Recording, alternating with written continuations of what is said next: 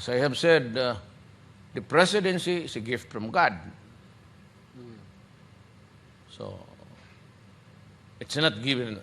Believe me, now that I have experienced it, the presidency is a gift from God. And my advice to the coming presidents, if they get into office, in the meantime, do not covet anything, and it will come to you. Ikaw, Monsieur Pastor, how many times did we almost quarrel, debating whether I should run or not?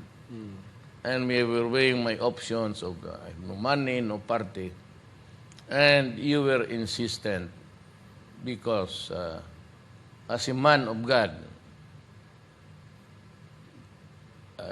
that story you told me, even after that incident, many years ago, would just crawl into the topic of, well, how about, because I dreamed, as I told you, that I was playing golf, but it was not our golf course here, but in Malacañang. And you saw me holding my putter, but I was talking to a group of generals.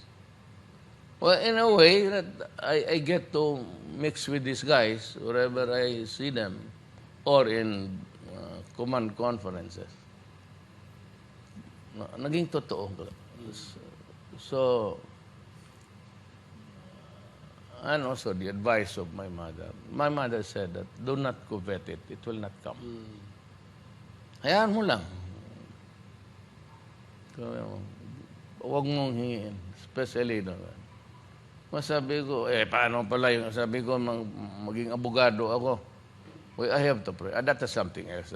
That has nothing to do with yung raw ambition to be somebody. Sabi niya, pagka hiningi mo yan sa sarili mo, patay ka.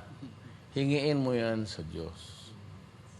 At kung pagpapala ka ng Diyos, ibibigay sa iyo. So if it is a gift from God, this is simply what